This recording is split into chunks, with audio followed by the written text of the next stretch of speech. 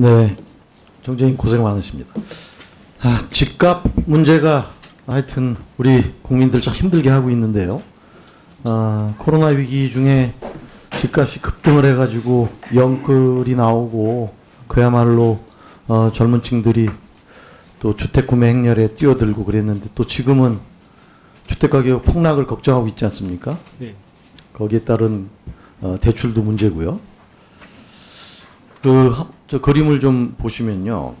우리가 몇 차례 경제 위기가 있었습니다만 과거 두 차례 경제 위기, 그러니까 제일 밑에 게 97년 외환 위기고요. 그 다음이 2008년 이제 금융 위기고, 그다음 제일 위에 게 코로나 위기인데, 이 과거 두 차례는 이게 금융시장과 부동산 시장도 같이 타격을 입었었고 그랬는데, 이번에는 주식시장은 급락 후 반등을 했고 또 부동산 시장은 2020년 6월부터 급상승했단 말이에요. 이 과거 경제 위기하고 이렇게 이런 것들이 다른 요인을 혹시 생각을 해보셨나요? 제가 이쪽 전문가가 아니라 말씀드리겠습니까? 네. 그 한국은행법에 따르면 한국은행은 금융안정에 유의해서 통화신용 정책을 수립을 하도록 돼 있잖아요. 네. 그런데 이 부동산 시장은 가계대출하고 연계가 돼 있어서 불균형을 그런 평가하는 아주 중요한 시장이라고 봅니다. 그래서 금융보고서를 통해 시스템 리스크를 평가하고 있고요. 그래서 제가 볼 때 한국은행은 우리나라 부동산 시장에 거품이 있는지, 있다면 그 수준이 금융 안정을 해칠 수준인지 분석을 하고, 거품은 왜 발생하는지 이런 것들을 밝혀야 될 전 책무가 있다고 보는데 동의하시죠? 네. 화면을 한번 또 보시기 바랍니다. 이게 작년 12월 발표한 국토연구원 자료인데요. 주택가격 변동의 원인이 무엇일까? 우리는 코로나 위기 내내 집값 급등의 원인을 부동산 공급 부족이다 이렇게 얘기했습니다만, 여기 한국부동산원 지수, 실거래지수, KB지수를 다 봐도 금리가 한 50% 영향을 미치는 것이고요. 주택가격 동향, 그러니까 전월주택가격이 또 그 다음이고, 그 다음에 이제 실물 경기죠. 제조업 생산치.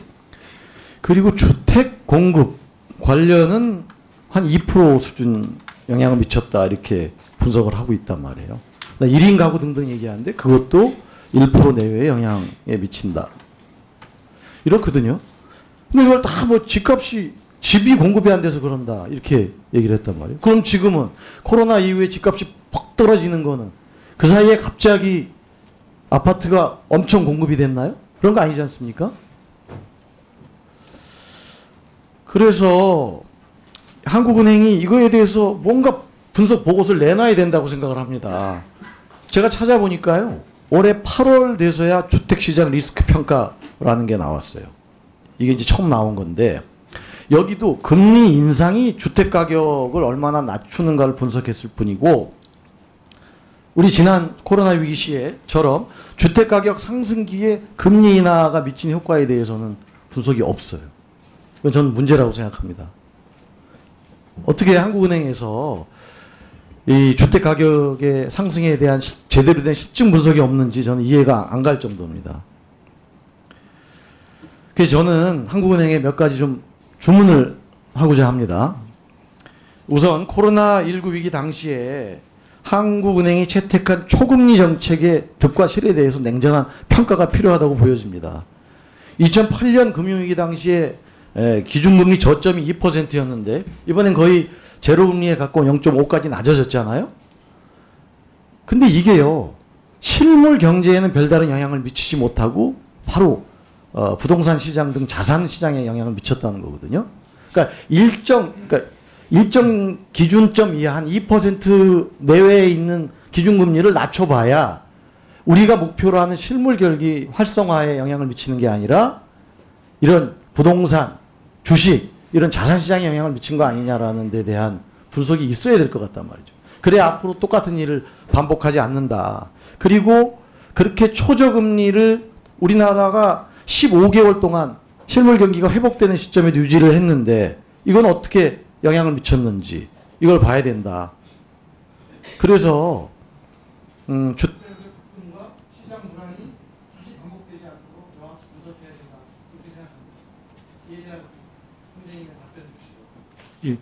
존경하는 고영진 의원님 말씀하신 대로 저희들이 항상 정책을 한다면은 평가를 해야 되기 때문에 말씀한 대로 하신 주제를 분석을 해서 살펴보도록 하겠습니다. 특히 우리뿐만 아니라 전 세계적으로 코로나 이후에 초저금리가 자산 가격, 특히 부동산 가격 올린 것이 중요한 요인이라는 데서는 많은 공감대가 형성되어 있습니다. 그래서 분석하겠습니다. 다만 그 당시에 우리뿐만 아니라 전 세계적으로 초저금리 정책을 하고 재정 정책을 쓴 것은 코로나로 인해서 이 봉쇄가 되면서 이쪽이 전쟁과 같은 상황이었기 때문에 저금리 정책으로 가지 않을 수 없는 그런 이유가 있었다고 생각합니다.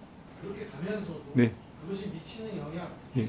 주택 가격에 대해서 어느 영향을 미쳤는가, 예. 무엇이 주택 가격 상승의 원인인가를 분명히 짚어봐야 된다. 예. 그러니까 거시적으로는 저금리 정책이 충분히 역할을 했다고 생각합니다.